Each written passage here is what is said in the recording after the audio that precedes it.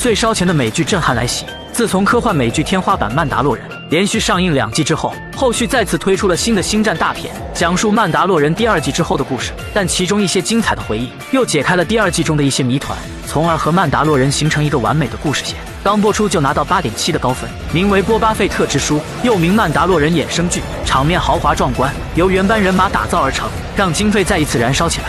只见光头在怪物肚子里醒来，在隐约的灯光中看见不远处一名帝国风暴士兵，他走上前拔掉对方的氧气管，为自己争取活下去的机会。接着费尽9牛2虎之力，从怪物体内爬到地面，看自己身在一望无际的大沙漠，绝望加上虚弱的原因，光头直接昏了过去。夜晚，一个巨大的沙漠履带车出现，上面走下来一群甲瓦人，他们是本地出名的偷盗者种族，外加捡破烂大王，个个都是1.3米的彪形大汉。他们抱着能动手就别吵吵的原则，将光头直接打晕，然后拿走曼达洛盔甲扬长而去。第2天刮起狂风，一群杀人刚好从此路过，在经过观察后，一人挤出虫子之液，让光头起死回生。杀人这样的做法并不是因为好心，而是心想白捡了一个奴隶。接着他们便开始返程，将奄奄一息的光头拴在队伍最后。俗话说人是铁饭是钢，更何况是现在虚弱的光头。他很快就再次感觉视线模糊，躺在地上很是享受。就这样不知过了多久，终于赶回营地。杀人首领看白捡一个奴隶，心里顿时乐开了花。一群孩子围上来对光头拳打脚踢，直到夜晚终于消停下来，四周的守卫也放松了警惕。光头环顾四周，想找机会逃跑，可不料声音惊动了一旁熟睡的大狼狗，起身呲牙咧嘴扑过来，被光头找准机会控制，然后一个暴击将其打晕，用锋利的狗牙割断绳子。光头并没有急着离开，而是示意同为奴隶的大眼睛逃跑。没想对方不但没有感谢的意思，反而大喊大叫吵醒了旁边守卫。光头见好心当成驴肝肺，只能独自开始逃跑。2哈醒来紧随其后，其中一人在首领的允许下开始和光头单挑，最终结果可想而知。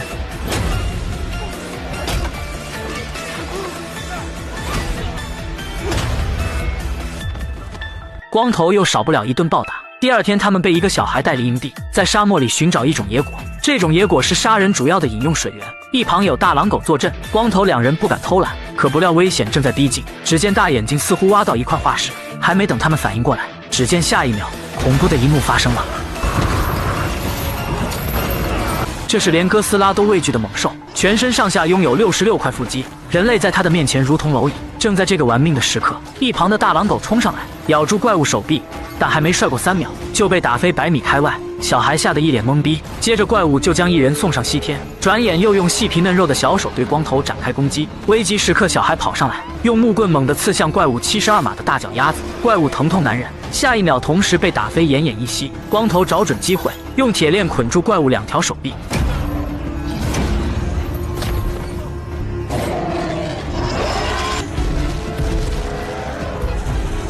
在将光头打飞后，又怒气汹汹地向小孩逼近，眼看下一秒就有人要丧命。只见光头从后方一跃而起，用铁链套在这头猛兽脖子上。虽然怪物拥有4条手臂，但灵活性较差，无法伸向背后。随着一阵阵剧烈的惨叫，怪物终于领了盒饭。光头缓慢地站起身，在太阳的照耀下显得无比强大。此刻他就是10里8村最靓的仔。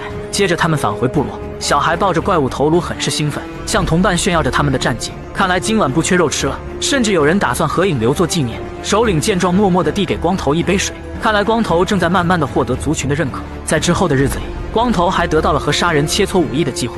虽然对方有时会来上几个大嘴巴子，怪打狗棒法没有长进，光头也会虚心接受，认真练习。正在这时，沙漠里突然钻出一只癞蛤蟆，似乎是受到了惊吓。杀人可不管这些，用枪扑哧一下就将其打倒在地。正在围上去查看的时候，远处巨大的鸣笛声传来，众人开始紧张起来，匆忙地拿起土枪进入战斗状态。原来是一辆运输火车，对面的人2话不说直接开火，无辜的老牛当场饮恨黄泉。仅仅眨眼的功夫，杀人这边已经死伤惨重，懵逼的光头赶紧带着孩子躲到隐蔽处。近距离看去，对面的武器精良，难怪杀人不是对手。在众人的注视下，火车嚣张地奔向远方。在了解后，这些人已经不是第一次向他们发动攻击，每次都会死伤惨重。看着眼前的一切，光头决定为沙族部落做点什么。刚好他在朦胧中发现一群人骑着电驴从此路过，从装备来看，他们8成是劫匪。于是光头想到一个大胆的计划，他一路跟随来到旅店，2话不说直接开战。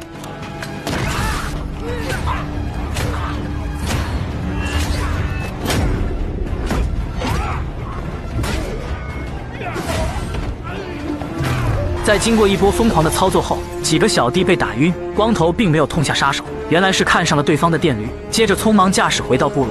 光头要教杀人如何使用，从而对付将要到来的火车。刚开始众人甚至连前进后退都分不清，还好在经过几天反复的练习，他们已经配合得十分默契，就连来回跳车这样骚气的走位都能顺利完成。随着火车再次驶来，一场大战的号角也随之吹响。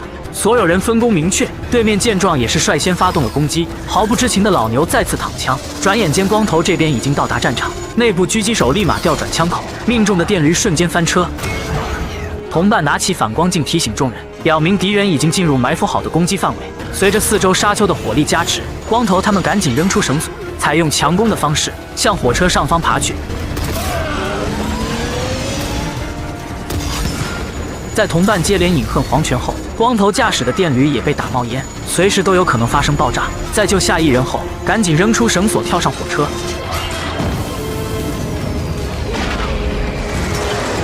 还好一套动作行云流水，不然就领了盒饭。在来到火车顶部后，几人迅速向车头逼近，但敌人依然殊死抵抗，双方顿时陷入僵局。只见一名骑手出现，玩命似的向火车撞去。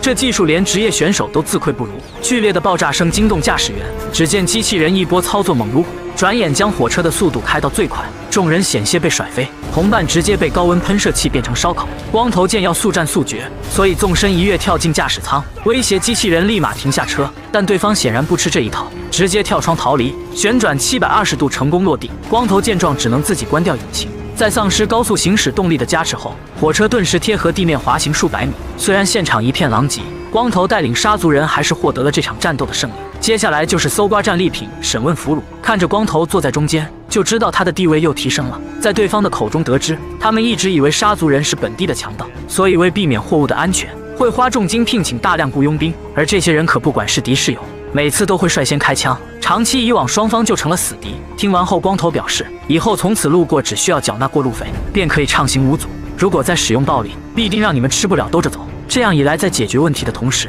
还为杀族人多了一份格外的收入。所以族长就赏赐光头一条蜥蜴作为答谢。光头还没反应过来，蜥蜴就直接钻进了鼻子里，接着便感觉头晕目眩，自己在沙漠中独自行走。很快，一个千年古树出现在眼前，光头走上前想要打量一番，只见古树竟然诡异地动起来，光头也在幻境中被古树困住，最终掰断一截树枝，拿着回到部落。族长看了很满意，所以命令手下给光头黑袍加身。看这装扮和绝地武士卢克很是相似。随后在木匠的帮助下，将带回的树枝仔细打磨，变成族人权力象征的武器。接着他们开始篝火狂欢，却不知一场屠杀正在逼近。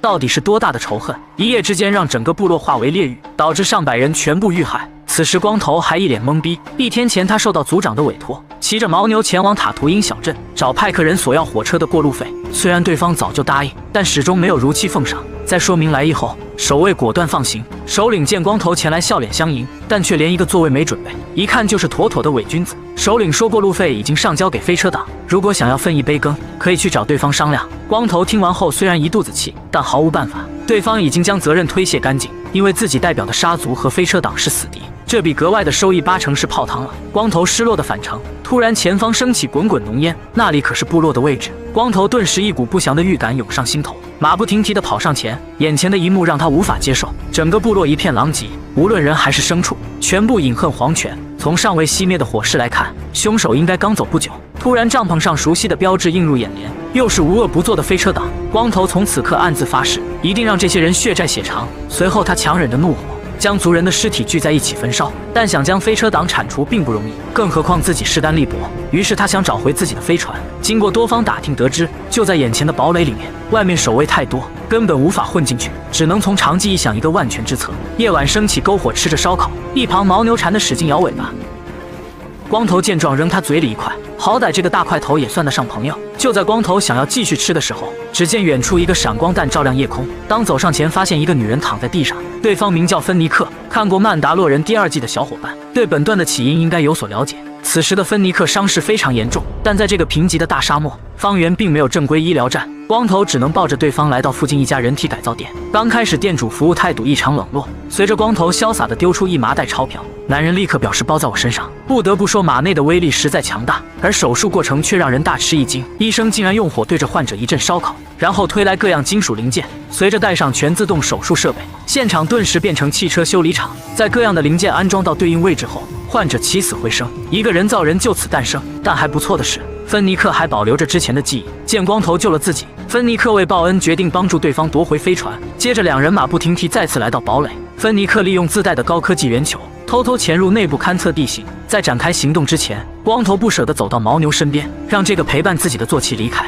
前去寻找同类。因为光头没十足的把握全身而退，不能让牦牛跟着自己等死。没想到这个大块头已经对自己产生感情，直到扔出一块牛肉才将其引开。接着圆球飞回来，在呈现的影像中，他们对堡垒内部有了详细的了解。飞船停靠在2楼，从下水道混入是个最保险的方法。出口正是厨房，两个机器人正在做饭。在将其中一个送走后，第二个瞬间进入战斗状态，手中挥舞着6把菜刀疯狂旋转，气势顿时拿捏到极致。只见菲尼克出现在后方，直接用砍刀将其抹了脖子，看样需要回炉重造一下。还没给两人喘息的机会，走廊匆忙的脚步声传来，一个卡哇伊捕鼠机器人出现在眼前。光头一个暴击想把它砸成废铁，但这个小家伙异常灵敏，开始在厨房躲起了猫，导致现场变得一片狼藉。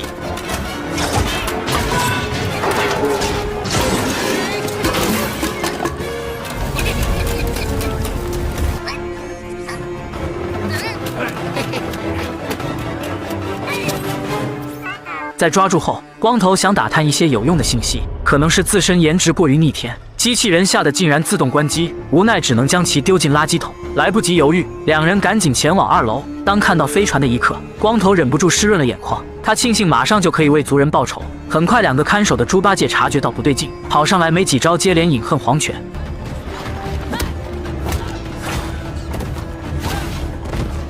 接着更多的增援部队赶到，火力压制的光头两人躲到角落。芬尼克用狙击枪断后，让光头赶紧跑上飞船。启动后，他们必须尽快撤离，不然源源不断的敌人会陆续赶来。整个过程还算顺利，飞船成功启动，最终送走一个猪八戒。他们成功潇洒地逃离了现场，接着便对飞车党展开复仇。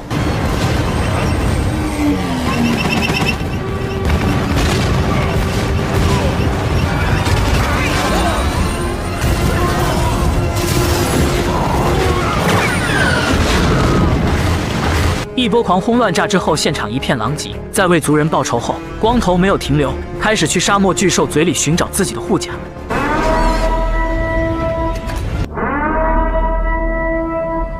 沙漠惊现一个深渊巨口，被困住的飞船正在遭受怪物的攻击。光头即使开足马力，也不能挣脱怪物的束缚，眼下只能选择硬刚，但两边大炮又被沙土挡住，无法发挥出应有的伤害，而怪物攻击的趋势丝毫没有减缓。如果不能速战速决，他们今天都难逃一死。千钧一发之际，芬尼克想启动威力强劲的炸弹，但不料距离受限够不到，于是他果断解开安全带，怪物的血盆大口直接扑上来，即使有中间的挡风玻璃，一般人恐怕也会吓得半死。在按下开关之后，一个炸弹从飞船排出，怪物还以为是神仙美食，张开大嘴直接吞下。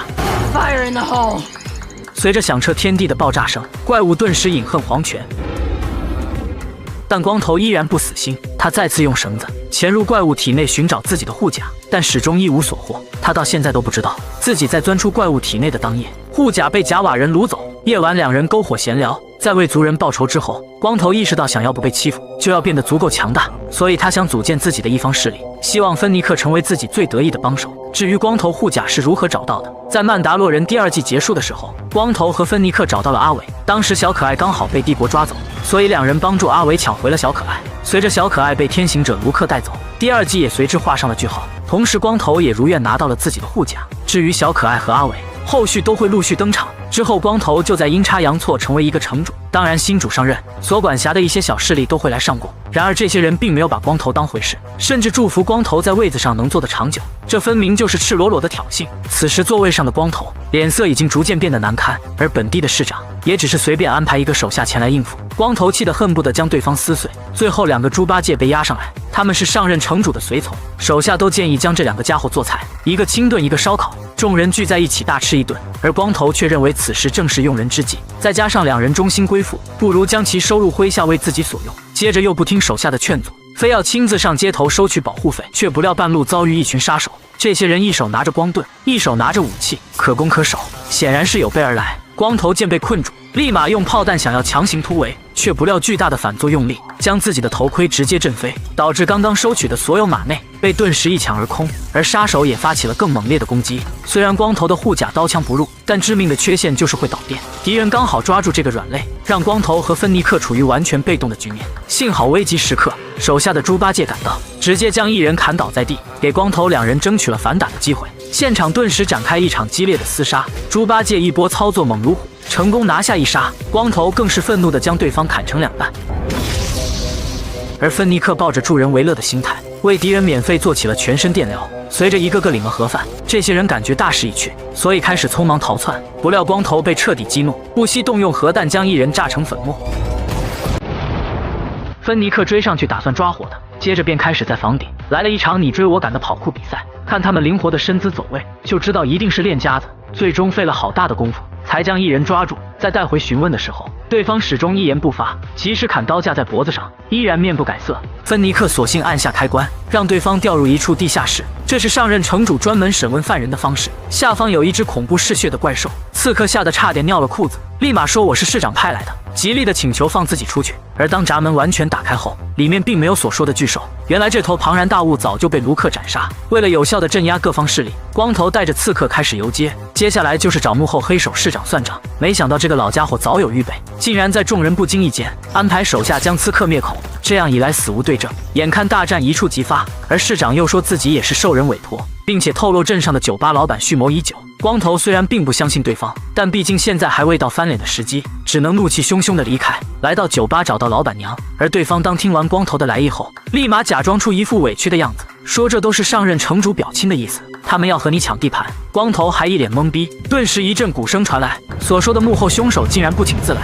从未见过如此高贵的癞蛤蟆，每次出行需要上百名随从，别人坐8台大轿，他坐的却是24台大轿。最前方更是有人敲锣打鼓的为其开路，就连新上任的城主都不放在眼里。他们之所以敢如此嚣张，只因他们是该星球的贵族。上任城主和这两个家伙是近亲关系，甚至直接拿出一张管辖通知书，让光头赶紧让位。这分明就是赤裸裸的挑衅。光头自然不惯着对方，直接说不管你纸上写的什么，想要抢地盘就要凭实力说话。但对方显然是有备而来，只见一个身高2米的大猩猩走上前来，眼神中充满了杀气，这正是本地角斗士冠军。但光头也不是被吓大的，一身曼达洛盔甲是战斗民族的标志，身边更有几个得力助手。对面如果选择硬刚，那必定奉陪到底。两只癞蛤蟆见状只能放下狠话，淡定地撤离现场。两败俱伤不是想要的结果，背后使坏才是他们的强项。看着对方的离去，光头嘴上虽然没有半点让步，但心里已经开始后怕。毕竟赏金猎人想要管辖一座城池，并没有说服力。夜晚，一个男人前来举报，对方是本地卖水的商人。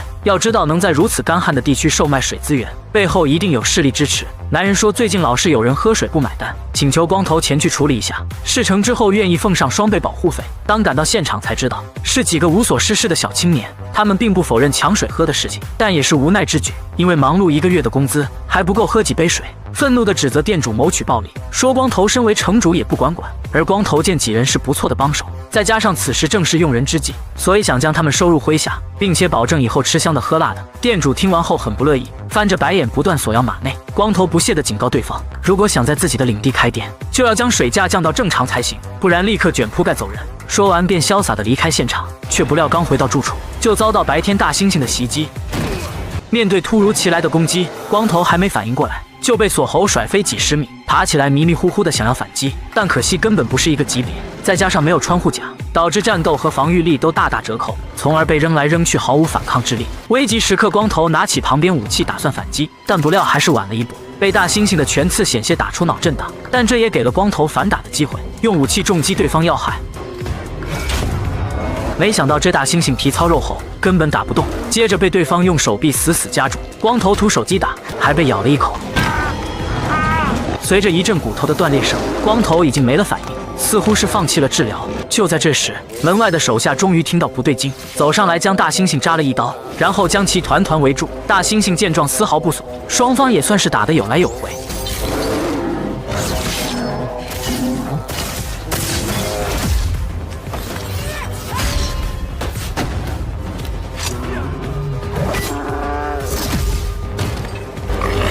直到2位猪八戒的出现，让大猩猩彻底暴怒，扑上去一起摔下楼梯。可能是猪叫让人实在难受。接着又经过了一场惨烈的打斗，2个猪八戒被全部放翻在地，最终还是芬尼克及时按下开关，打算让对方进入地下室冷静一下。没想到大猩猩体力充沛，似乎还想单手做几个引体向上。随着芬尼克扔出砍刀，大猩猩被成功困住，气急败坏的光头已经没了耐心，只想让对方领盒饭，但被手下用眼神制止。第二天一早正在用餐，管家机器人说2只癞蛤蟆正在门口等待。光头怒气汹汹前去应对，看他们还能耍出什么花样。没想到对方上来表示道歉，说不该派大猩猩来刺杀城主。为了表示歉意，他们打算用一头怪兽作为补偿，此物名为多兰巨兽，而这只还是刚满月的幼崽。紧接着癞蛤蟆为了讨好光头，还说出一些最新战况。外星球的一群香料商，他们打算将本地方圆数百公里变成他们最新的交易站，而且这些人已经将市长收买，他们的势力遍布各大星球的每个角落，就连新共和国都是睁一只眼闭一只眼。负责开路的部队已经赶到，接下来自然避免不了一场恶战。他看上去十分温顺，但让人不解的是，巨兽为何一直被蒙住眼睛？一旁男人立马给出解释，巨兽虽然残暴嗜血，但唯独对所看到的第一人百般顺从。光头听完后异常高兴，因为自己无儿无女，已经迫不及待想收下这个大儿子。随着男人走上前，摘下眼罩的一刻，巨兽迷迷糊糊将光头仔细打量了一番，也算是正式确定了自己的主人。光头满脸笑容地走上前，开始大眼瞪小眼。你说这个糟老头子狠不狠？人家拿你当主人，而你却把别人当儿子。直到管家机器人提醒有重要事情，光头才恋恋不舍地离开，告诉手下上街买2头牛喂养一下。转眼众人开始前往市长家里，因为之前蛤蟆贵族告诉光头，市长已经被香料商收买，一直在背后捅刀子，今天必须将对方彻底铲除，免得日后再有不必要的麻烦。但他们众人不知道的是，这个老狐狸已经收到消息跑路，只有助理还在表面应付，假装说去礼物报告市长。当察觉到不对劲，破门而入的时候，对方早就已经逃之夭夭。当然，面对这样不起眼的角色，交给几个鬼火少年处理绰绰有余。一场速度与激情的追逐大赛正式开始，街上的众人都被吓得一脸懵逼。一个机器人被整得差点自动关机，凡是所过之处一阵狼烟。小家伙要不是及时缩进壳里，恐怕只能交给收废品大妈。当然，这些还不是最惨，直到几大桶饮用水被掀翻在地，商家恐怕已经哭晕在厕所里。鬼火少年也有2把刷子，面对众多障碍物灵活闪过，转眼已经追上助理。看着对方丝毫没有束手就擒的意思，只能用武器强行报废。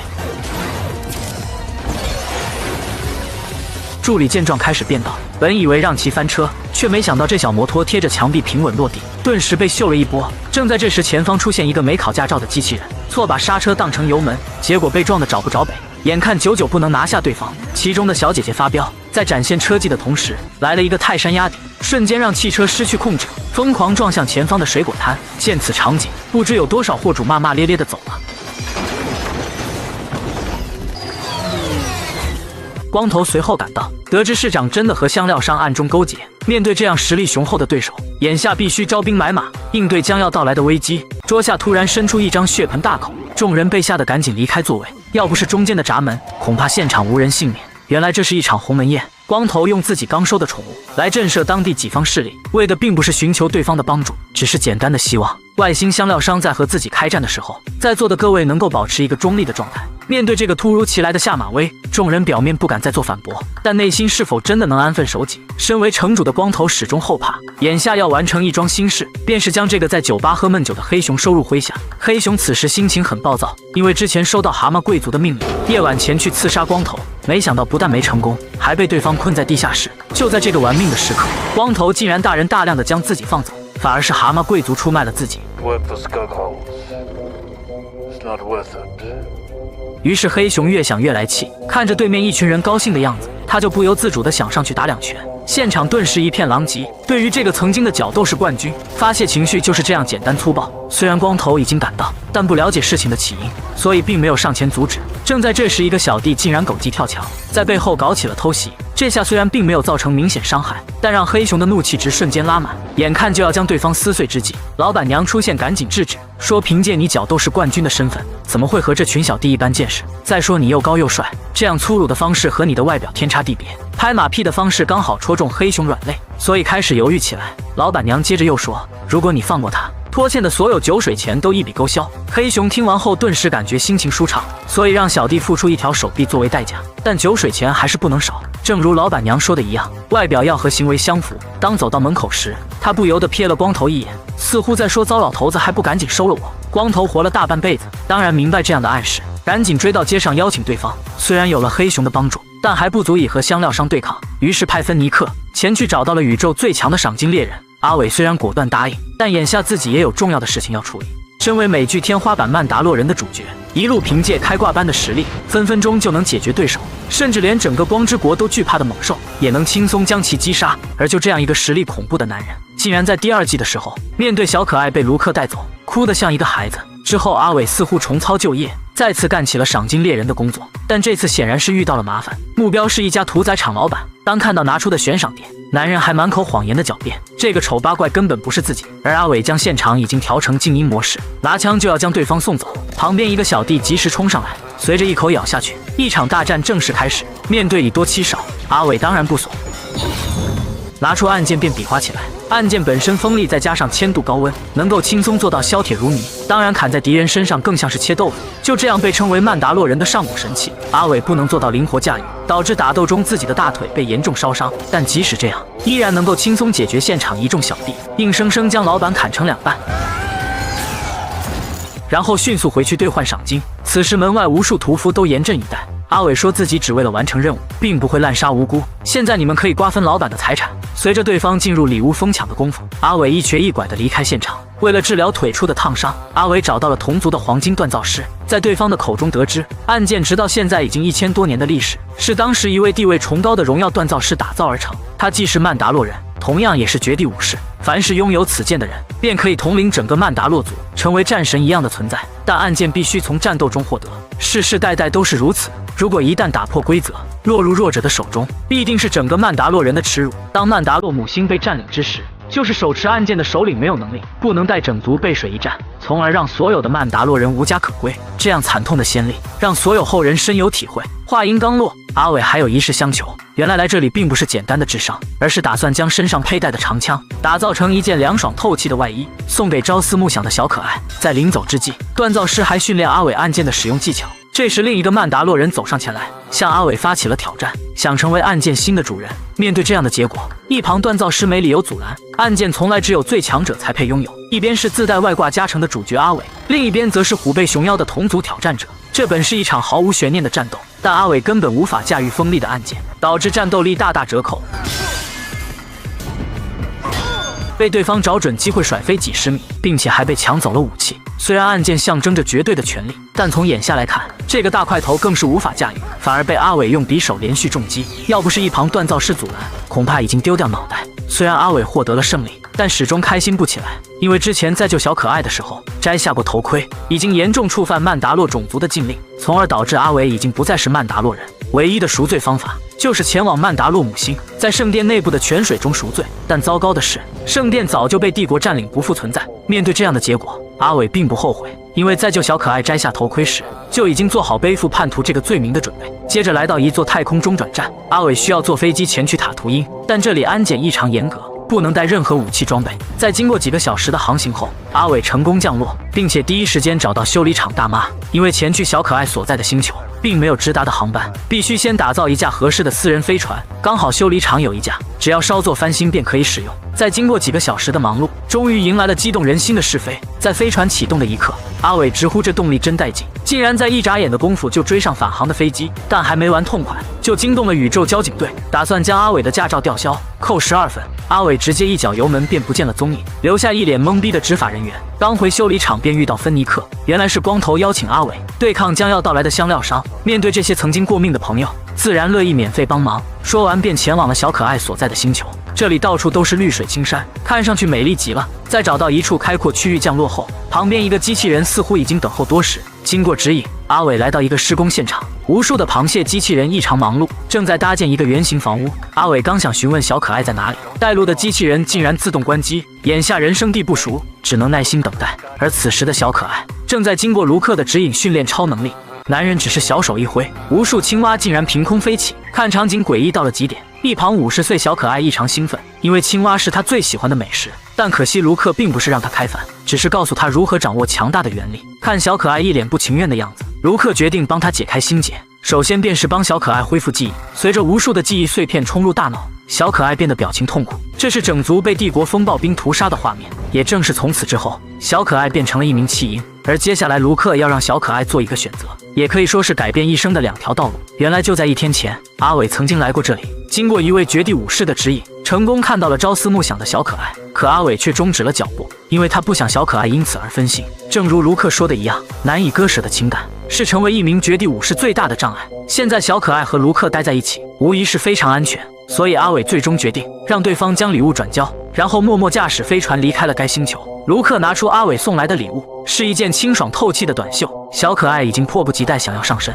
结果遭到阻止。只见卢克又拿出一把光剑，这是老师尤达传下来的随身武器，同样摆在小可爱面前。如果选择金属短袖，则代表小可爱屈服于情感的牵绊，无法放下心中的所爱之人，也就自然的放弃绝地之道，从而会被送回阿伟身边。如果选择光剑，卢克则会将毕生所学传授给小可爱，从而成为一名优秀的绝地武士。但训练的过程枯燥乏味，而且时间漫长，恐怕再也不会见到阿伟。毕竟相比小可爱的一生，人类的寿命还是太过短暂，这无疑是个艰难的选择。而阿伟自从驾驶飞船离开后，就立马前去塔图因支援光头，因为香料商大军即将赶到，众人正在制定详细的战术。先是在街道的各个角落安排人手，随时观察敌人动向，汇报战况。却不料对方已经提前行动，将当地的酒吧洗劫一空。看着眼前的一切，不知敌人下一步会做出怎样丧心病狂的事情。而正在这时，一名红眼刺客竟然送上门来，告诉光头不要再做无谓的挣扎，你们不会再等来援兵。原来就在半天前，阿伟去不远处的自由镇找过红衣哥，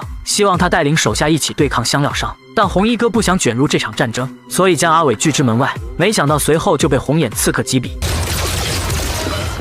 此时香料商在各处已经发动袭击，面对绝对的数量优势，无奈只能躲进屋内。这时市长助手想到一个妙计，他可以代表众人假装和对方谈判，然后让光头和阿伟打一个突袭战。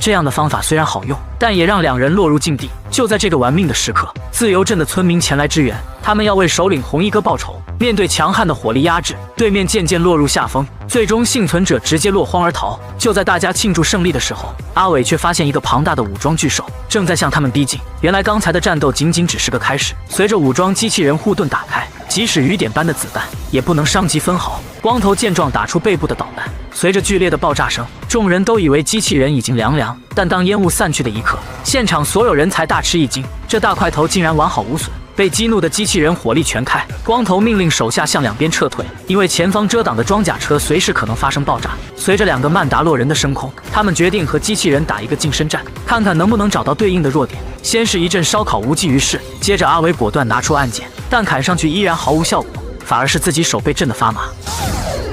面对这样的结果，光头是说一句找援兵，然后匆忙离开，留下一脸懵逼的阿伟独自应对。眼下只有一边跑一边打，而四肢发达的黑熊却偏不信这个邪，非要和这个铁疙瘩正面硬刚，结果被一下拍到了墙上。幸好2个改造人及时发现，这才避免悲剧的发生。而阿伟在逃跑的过程中，刚好撞见修理厂大妈，顺便搭一个顺风车。下一秒阿伟乐坏了，对方是来送小可爱。久别重逢，他们紧紧抱在一起，看着小可爱穿上了自己送去的护甲，就知道他已经放弃绝地之道。但眼下还没时间叙旧，必须先消灭身后追击的大块头。但小可爱不让人省心，竟然在这个关键时刻对着前方机器人动用原力，导致瞬间翻了车，将大妈一口金牙甩掉好几颗。正在这时，远处一阵嘶吼声传来，在众人懵逼的注视下，一双细皮嫩肉的小手出现在房顶，映入眼帘的是一个卡哇伊多兰巨兽。村民见状都俯下身，不断默念看不见我。只见光头操控巨兽，在躲避对方攻击的同时不断靠近，2爪子直接将其掀翻。阿伟则放下小可爱，然后上前左右开弓。在多兰巨兽绝对的力量面前，机器人的保护罩逐渐衰弱。阿伟先是将一边炮台砍断，然后直击头颅。即使这样严重的创伤，也不能将其消灭。眼看阿伟要被欺负，小可爱站了出来，看小家伙一脸严肃的样子，还真有模有样，但却只拧下来一个螺丝，导致自己被打飞。虽然结果很尴尬，还是给阿伟争取了逃跑的机会。随着冲出废墟的巨兽抓住机器人对天怒吼，直接将其撕成碎片。但还并未结束，紧接着光头操控巨兽找到最后一个机器人，先是一个野蛮冲撞，然后一下又一下的将对方重击。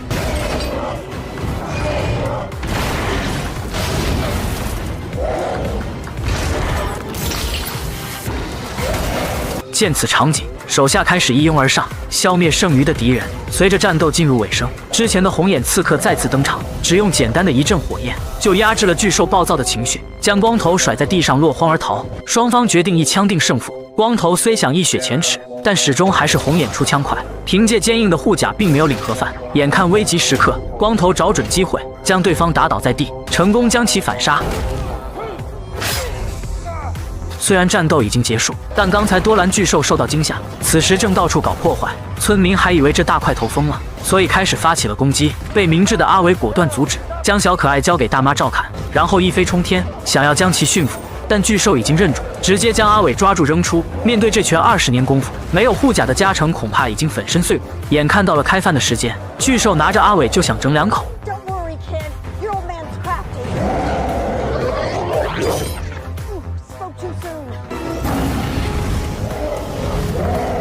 面对这个铁疙瘩，巨兽直接将其甩飞，然后一跃而下，和一旁大妈两人飙起了高音。